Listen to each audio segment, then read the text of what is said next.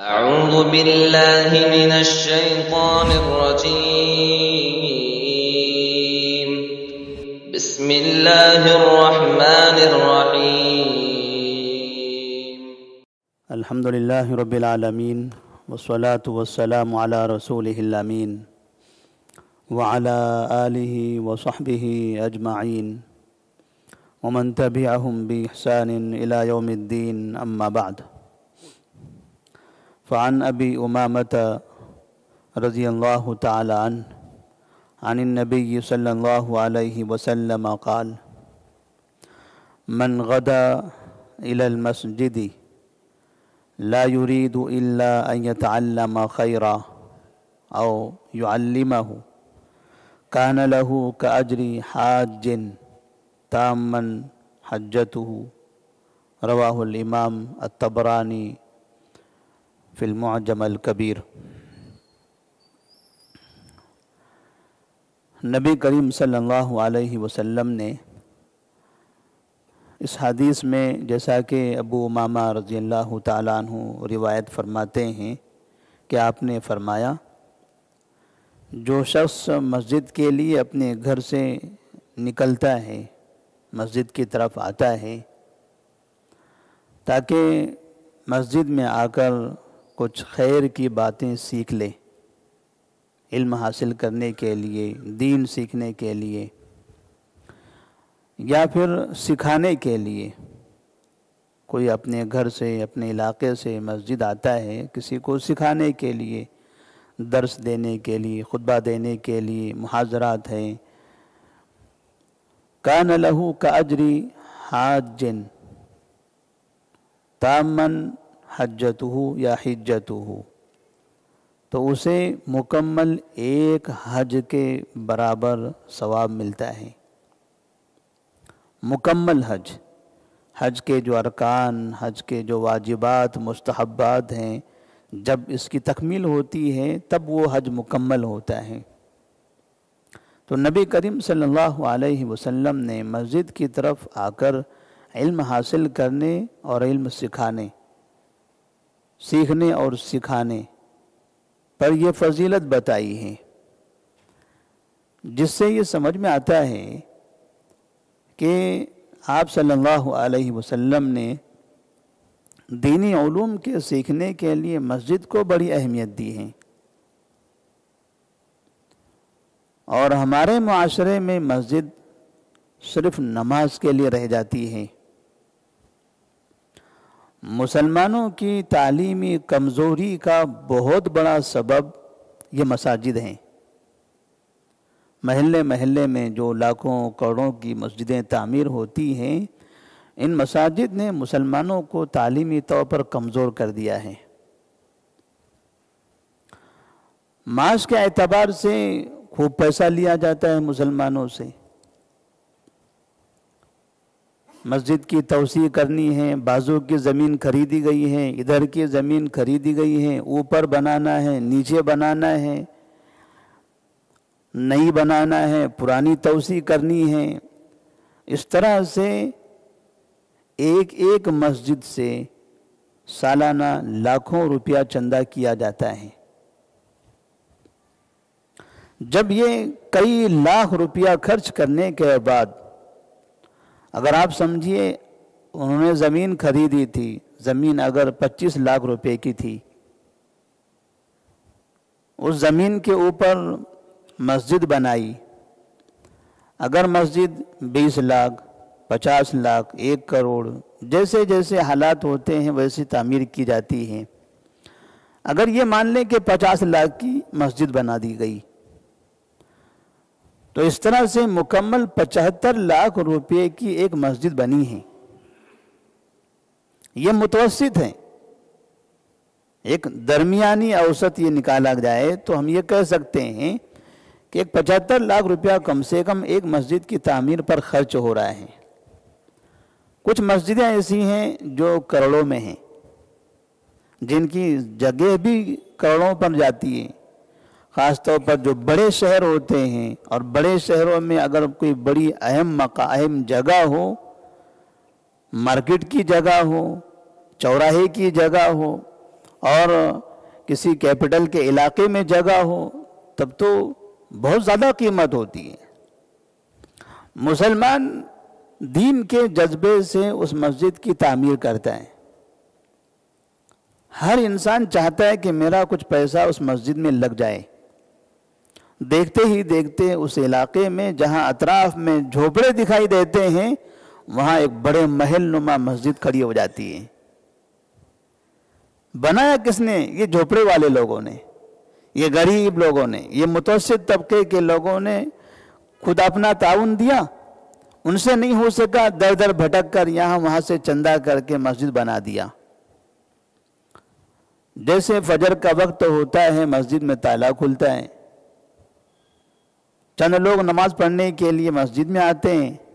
عام طور پر 10 سے 20 کی تعداد مساجد میں ہوتی ہے۔ نماز پڑھنے کے بعد مسجد میں تالا لگ جاتا ہے، پھر وہ مسجد سیدھے ظہر میں کھلتی ہے۔ 4 رکعت نمازیں پڑھی جاتی ہیں بغیر پہلے والی سنت کے، بغیر بعد والی سنت کے۔ جس کو توفیق ملی پہلے کی سنت پڑھ لیتا ہے، بعد والی سنتیں پڑھتا ہے۔ ایسے کم ہوتے ہیں، زیادہ تر 4 رکعت کے لیے آتے ہیں۔ پھر مسجد میں تالا لگ جاتا ہے، پھر عصر میں، مغرب میں ایسے ہی، عشاء میں ایسے ہی۔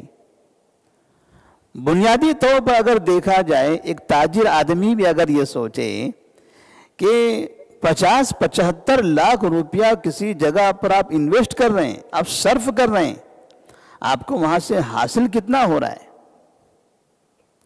کیا مل رہا ہے آپ کو وہاں سے؟ کتنا مل رہا ہے؟ کتنا آپ حاصل کر پا رہے ہیں؟ کتنا اس سے فائدہ اٹھا پا رہے ہیں؟ مسجد یہ ہمارے لیے ہے، یہ اللہ کے لیے نہیں ہے۔ ہم نماز پڑھیں گے اللہ کے لیے، یہ ہم اپنے لیے بنا رہے ہیں، اپنی زندگی بنانے کے لیے، اپنی آخرت سنوارنے کے لیے۔ اللہ کا گھر ہم نے تعمیر کیا ہے، یہاں ہم جتنا اس سے فائدہ اٹھائیں گے آخرت میں ہمارا مقام اتنا ہی اونچا ہوگا۔ یہ ہمارے واسطے ہے۔ جب ہم نے اس میں انویسٹ کیا ہوا ہے تو اس سے ہم کو فائدہ کتنا ہوتا ہے؟ اکثر مسجدوں کا آپ جائزہ لیں، پتہ چلے گا کہ بس 24 گھنٹے میں جو 5 نمازیں ہیں، اگر 5 نمازوں کے مصلیان کی تعداد بعض جگہوں پر 100 تک پہنچتی ہے، 5 وقت کی نمازوں کی تعداد بعض مرتبہ مصلیان 100 لوگوں تک پہنچتے ہیں۔ یعنی 75 لاکھ 1 کروڑ کی مسجد بنانے کے بعد روزانہ صرف 24 گھنٹے میں 100 افراد اس میں داخل ہو رہے ہیں، جا رہے ہیں بس۔ اس سے زیادہ کے لوگ وہاں آتے بھی نہیں ہیں، جاتے بھی نہیں ہیں۔ حالانکہ مسجد کے اطراف میں جو محلہ اس کا ہوتا ہے، جو آبادی ہوتی ہے، ان کی تعداد زیادہ ہوتی ہے، 100 سے زیادہ کی تعداد ہوتی ہے۔ لیکن مسجد سے فائدہ اٹھانے والوں کی تعداد بہت کم ہے۔ میں ایک مسجد میں جاتا ہوں، میں اس مسجد سے کتنا فائدہ اٹھاتا ہوں؟ بچپن سے یا جب سے ہم کو شعور ہوا ہے، اگر ہم یہ دیکھیں، ہم ایک مسجد میں 5 وقت نماز پڑھنے کے لیے اپنے والد صاحب کے ساتھ جاتے تھے، اب ہم ایک 50 سال 60 سال 70 سال کے ہو گئے۔ اس مسجد سے پوری زندگی میں مجھے کتنا فائدہ ہوا؟ اگر دیکھا جائے تو آج تک بھی 5 وقت کی نمازیں جو پڑھی جا رہی ہیں اس کی بھی اصلاح نہیں ہو سکی۔ جو نماز ہم پڑھ رہے ہیں اس نماز کی بھی تصحیح نہیں ہو سکی کہ نماز کیسے پڑھنا چاہیے۔ نماز میں دعائیں کون کون سی ہوتی ہیں وہ ابھی تک ہمیں صحیح یاد نہیں ہے۔ فائدہ کیا ہوا؟ اتنا زیادہ انویسٹ کر رہے ہیں اور فائدہ اتنا کم۔ تو ظاہر سے بات ہے، آدمی ایک طبعی طور پر، فطری طور پر آدمی یہ سوچتا ہے کہ جہاں جتنا زیادہ خرچ ہو وہاں سے فائدہ بھی اتنا ہی زیادہ آنا چاہیے، فائدہ اتنا ہی زیادہ آنا چاہیے۔ اور نبی کریم صلی اللہ علیہ وسلم نے مسجد نبوی جو بنائی تھی، اس مسجد میں انویسٹ آپ نے کم کیا تھا لیکن فائدہ بہت اٹھایا۔ جو مسجد تھی کھجور کے تنوں کی، کھجور کے پتوں کی، نیچے جو قالین تھی وہ قالین ریت کی قالین، ریت بچھا دی گئی، وہی قالین تھی ان کی، لکڑی کے دروازے اور چھوٹے سے گھر کی طرح. اور وہاں اس مسجد سے فائدہ اٹھانے والے ابوبکر صدیق رضی اللہ عنہ، عمر فاروق رضی اللہ عنہ، عثمان بن عفان رضی اللہ عنہ، علی بن ابی طالب رضی اللہ عنہ، ایسے افراد وہاں سے فائدہ اٹھاتے ہیں جو پوری دنیا پر حکومت کر سکتے ہیں، پوری دنیا کی اصلاح کر سکتے ہیں. انویسٹ کم ہوا تھا، فائدہ زیادہ ہوا. وہاں اخلاص تھا، ریاکاری نہیں تھی، للہیت تھی. پڑھنے والے پڑھانے والے دونوں مخلص تھے. پڑھانے والوں کو پڑھانے میں دلچسپی اور پڑھنے والوں کو پڑھنے میں دلچسپی. سکھانے والے اللہ کے واسطے سکھا رہے تھے یہ سوچ کر کہ یہ ہمارا مستقبل ہے. سیکھنے والے اس نیت سے سیکھتے تھے کہ ہم کو اپنی قوم کا مستقبل بنانا ہے، اپنی نسلوں کا مستقبل بنانا ہے. اس لیے ان مساجد کا اتنا بڑا فائدہ ہوا. لیکن آج ہمارے پاس یہ مسجدیں تعمیر ہو جانے کے بعد بھی جگہ جگہ پر سینٹرز ہیں، اکیڈمیز ہیں، مدرسے ہیں، اسکول ہیں، فلاں ہیں. روزانہ ہم دیکھتے ہیں تقریباً ہر مسجد میں کہ فلاں بڑا مدرسہ بنایا گیا ہے، 50 بچے اس میں پڑھ رہے ہیں. کہاں بنایا ہے مدرسہ؟ مدرسہ اس جگہ بنایا ہے جہاں اس کے بازو میں 75 لاکھ روپے کی مسجد بنی ہے.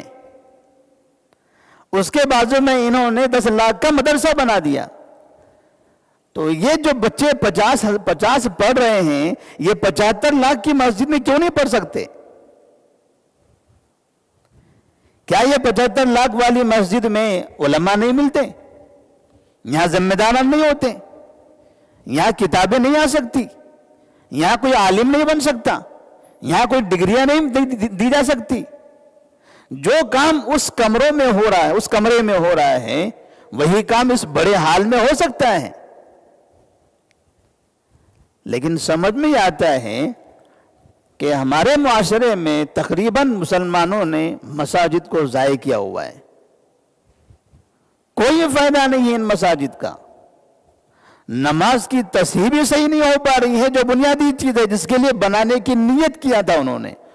بقیہ عقیدے میں دیکھیں آپ، عقیدے کا حال دیکھیے. مسجد ایسے کھڑی ہے، اس کے بازو میں درگاہ ہے. اس مسجد سے کیا سکھایا جا رہا ہے؟ کون سی تعلیم دی جا رہی ہے؟ ہو سکتا ہے اس مسجد پر مسلمانوں نے لاکھوں روپیہ صرف کیا. ایسا بھی ہو سکتا ہے کہ ایک آدمی اپنی پوری زندگی کی کمائی دے دیتا ہے کہ میرے والدہ کے نام سے یہ لے لو، میرے والد کے نام سے رکھ لو، یہ بلڈنگ میں بیچ کر مسجد کو دے دیتا ہوں. اس مسجد کے بازو میں درگاہ بنی ہوئی ہے اور مسلمان وہاں پر عیش کر رہے ہیں. کہنے کو یہاں مسجد ہے، یہاں نماز ہوتی ہے، یہاں امام صاحب آتے ہیں، یہاں اللہ اکبر کی 5 وقت صدا بلند ہو رہی ہے. یہ کھیل سمجھ میں نہیں آ رہا ہے. جہاں اللہ اکبر 5 مرتبہ مؤذن بولتا ہے اس کے بعد میں درگاہ کیسے ہوگی؟ مطلب یہ کہ ڈرامے ہو رہے. صرف یہ مسلمانوں کا پیسہ، مسلمانوں کی دولت برباد ہو رہی ہے. جب مسجد وَأَنَّ الْمَسَاجِدَ لِلَّهِ فَلَا تَدْعُوا مَعَ اللَّهِ أَحَدًا، مساجد اللہ کے لیے ہیں، لہذا اللہ کے ساتھ کسی کو مت پکارو. جب اللہ تبارک و تعالیٰ یہ کہہ رہا ہے اللہ کے ساتھ کسی کو نہیں پکارنا ہے، تو مسجد کے بازو میں ایسی چیزیں، کیا معنی ہوتا ہے اس کا؟ یہ دھوکہ ہے مسلمانوں کی طرف سے. جیسے بعض مرتبہ لوگ کبھی عورتوں کے حجاب کے بارے میں بات کرتے ہوئے کہتے ہیں نا کہ عورتوں کا حجاب اب حجاب نہیں رہا، یہ حجاب کو اب حجاب کی ضرورت ہے، تو ایسے یہ مساجد کو اب نئی مسجدوں کی ضرورت ہو گئی، یہ علماء کو علماء کی ضرورت ہے، یہ مؤذنین کو مؤذنین کی ضرورت ہے، یہ مقررین کو کسی مقرر کی ضرورت ہے، یہ مبلغین کو کسی مبلغ کی ضرورت ہے تاکہ کوئی ان کی اصلاح کر سکے۔ اربوں اربوں روپیہ خرچ ہوتا ہے سالانہ مساجد پر، پورا کا پورا معاشرہ جاہل رہتا ہے۔ علم حاصل کرنا ہے، 10 سال کی عمر میں فلاں مدرسے میں چلے جاؤ، 15 سال کی عمر میں آ جاؤ، 16 سال ہو گئے، داخلہ نہیں ہے آپ کا، آپ نہیں پڑھ سکتے۔ اب جب اس 16 سال کے بچے کا مدرسے میں داخلہ نہیں ہوتا تو وہ 70 سال تک وہ بچہ جاہل رہ جاتا ہے، وہ پھر عالم نہیں بنتا، وہ دینی علم حاصل نہیں کرتا۔ کیوں؟ کہ مدرسے میں اس کو جگہ نہیں ملی، داخلہ نہیں ہوا۔ تب یہ مسجد کس کام کی تھی؟ اس مسجد کا کیا کام تھا؟ اس مسجد میں ابوبکر صدیق رضی اللہ تعالیٰ عنہ 60 سال کی عمر میں پڑھ سکتے ہیں، تو ہم 16 سال کی عمر میں کیوں نہیں پڑھ سکتے؟ مساجد نبی کریم صلی اللہ علیہ وسلم نے اسی لیے فرمایا تھا من غدا الى المسجد لا يريد الا ان يتعلم خيرا او يعلمه كان له كاجر حاج تاما حجته۔ جو مسجد جاتا ہے علم حاصل کرنے کے لیے، مدرسہ ہے مسجد، مدرسہ نہیں جاتا، مسجد جاتا ہے، اسکول نہیں، مسجد جاتا ہے علم حاصل کرنے کے لیے، یا پھر وہ مسجد جاتا ہے سکھانے کے لیے، ٹیچر بن کر، عالم بن کر، استاد بن کر، تو اس کے لیے مکمل ایک حج کے برابر ثواب ہے۔ تو کیا ایسا نہیں محسوس ہوتا ہے کہ ہماری مساجد میں کوتاہی کر رہے ہیں؟ ایسا محسوس نہیں ہوتا ہے؟ یقینی ہے ایسا کہ مسجد، کبھی بھی آپ مسجد میں دیکھیں، جب مسجد کی کمیٹی بنتی ہے، مسجد بنانے میں، مسجد کی زمین خریدنے میں، مسجد کو آباد کرنے میں جو جوش ہوتا ہے ان کا، وہ سارا جوش اس وقت ختم ہو جاتا ہے جب مسجد کو اب آگے چلانا ہو۔ امام صاحب چاہیے، چلیے وہ حافظ صاحب لائیے، آدھے والے تھے نا وہ اچھے ہیں کیونکہ وہ 5000 میں ملتے ہیں، پورے حافظ 8 ملتے ہیں۔ وہ کچے والے عالم لائیے، وہ 10,000 مل جائیں گے، اچھے لائیں گے 20,000 دینا پڑے گا، چھوڑ دو۔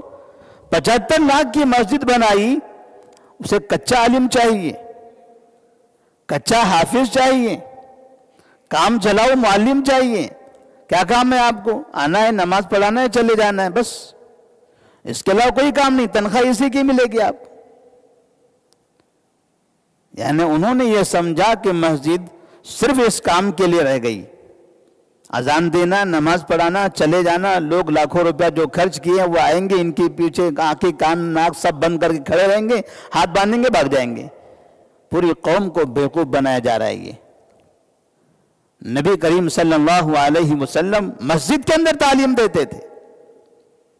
آج بھی مسجد نبوی آج بھی آپ دیکھیے، مسجد نبوی ایک یونیورسٹی ہے اس وقت۔ باقاعدہ روزانہ ہزاروں بچے وہاں پر فجر کے بعد سے لے کر عشاء کے بعد تک کئی علوم حاصل کرتے ہیں۔ کوئی حافظ بن رہا ہے، کوئی عالم بن رہا ہے، کوئی محدث بن رہا ہے، کوئی فقیہ بن رہا ہے۔ جتنے کتابیں مدرسوں میں نہیں پڑھائی جاتی اس سے کہیں زیادہ کتابیں مسجد نبوی کے اندر روزانہ پڑھائی جاتی ہیں، اور ایک ایک استاد کے سامنے 500 600 طلبہ بیٹھتے ہیں، ایک استاد کے سامنے۔ یہ ہم نے اپنی آنکھوں سے دیکھا ہے، ہم بھی بیٹھا کرتے تھے جب ہم وہاں تھے۔ عبد المحسن العباد حفظہ اللہ بڑی عمر کے بڑے عالم ہیں، مسجد نبوی کے مدرس، جامعہ اسلامیہ کے پہلے پرنسپل رہ چکے ہیں۔ ان کا حدیث کا درس ہوتا تھا روزانہ مغرب سے عشاء تک، چونکہ ہم مغرب سے عشاء تک ہی وہاں رہتے تھے، اس لیے ہم اتنا وقت وہاں صرف کر سکتے تھے۔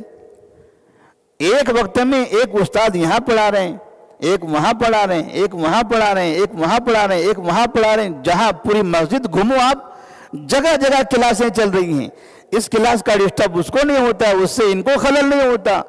کیسا انہوں نے نظام بنا کے رکھا ہے وہ لوگوں نے، جن کو لوگ یہودی کہتے ہیں، آل سعود۔ اس سے ان کے آنے سے پہلے تک وہ مسجد غیر آباد ہوا کرتی تھی ہماری مساجد کی طرح۔ دنیا کے بڑے بڑے علماء وہاں پڑھاتے ہیں، دنیا کے ماہرین بچے وہاں آ کے پڑھتے ہیں، وہاں سے ماہر بن کر پوری دنیا میں جاتے ہیں۔ مسجد کا استعمال تو ایسا ہے، فجر میں کھلے تو عشاء تک مسجد آباد رہے تعلیم سے۔ اگر مسجد کے ساتھ ساتھ مدرسہ بھی ہو، تربیت گاہ بھی ہو، تو ہم کو مسجد کے اس دیوار کے پھر الگ سے بازو میں 10 لاکھ کی بلڈنگ کھڑی کرنے کی ضرورت نہیں ہے کہ یہ مسجد، یہ مدرسہ، یہ نماز کے لیے اور پڑھنے کے، عالم بننے کے لیے۔ تو ہمارے پاس تعلیمی کمزوری کی ایک وجہ یہ ہے کہ ہماری مسجدیں تربیت نہیں کرتی، ہماری مسجدیں تعلیم نہیں دیتی، ہماری مسجدیں دین نہیں سکھاتی۔ جمعہ کا ایک کام ہوتا ہے، بعض مرتبہ لوگ وقت دیکھ کر آتے ہیں، خطیب صاحب کا خطبہ کون سے وقت میں ختم ہوتا ہے، اپنے پڑوسیوں سے پوچھ لیتے ہیں، کہتے ہیں کہ برابر 1:20 کے قریب ختم ہوتا ہے، تھوڑا پہلے چلے جائیں گے تاکہ مسجد کے اندر جگہ ملے، دیر کریں گے تو باہر کھڑے رہنا پڑے گا۔ تو جگہ کے حساب سے پہلے آتے ہیں۔ ایک مرتبہ اتنی پبلک آتی ہے، وہ بھی بعض مرتبہ، سب ایسے نہیں ہوتے، بعض مرتبہ بعض لوگ یہ دیکھ کر آتے ہیں کہ ٹائم کب ختم ہوتا ہے، صرف نماز پڑھنا ہے، مجھے خطبہ نہیں سننا ہے۔ دماغ یہ بنا ہوا ہے کہ مجھے مسجد سے علم حاصل کرنا ہی نہیں ہے، مجھے مسجد صرف نماز پڑھنا ہے۔ یہ ہمارا دماغ بنا ہوا ہے، مجھے مسجد میں نہ خطبہ سننا ہے، نہ علم حاصل کرنا ہے، مجھے مسجد جانا ہے اور 2 رکعت نماز پڑھ کے نکل جانا ہے۔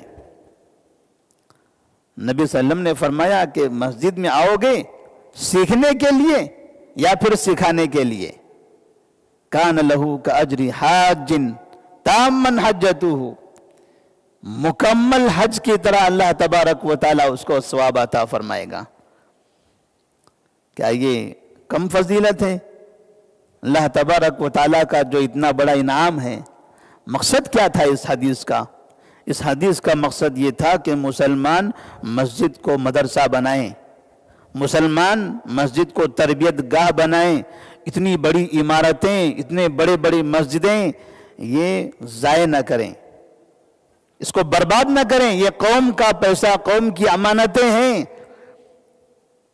آپ کو وہ گھر، جس گھر میں آپ کو زیادہ رہنا نہیں ہے، اس کو آپ بہت عالیشان بنا رہے ہیں، جس میں آپ کو رہنا ہے آپ چھوٹا بنا دے رہے ہیں، اس کے لیے آپ پریشان، اور جہاں رہنا نہیں ہے اس پر بے انتہا خرچ کر رہے ہیں۔ تو خرچ بھی، انویسٹ بھی فائدے کے حساب سے ہونا چاہیے، اور اگر انویسٹ ہم نے زیادہ کیا ہے تو ہم کو اس سے فائدہ بھی زیادہ حاصل کرنا چاہیے۔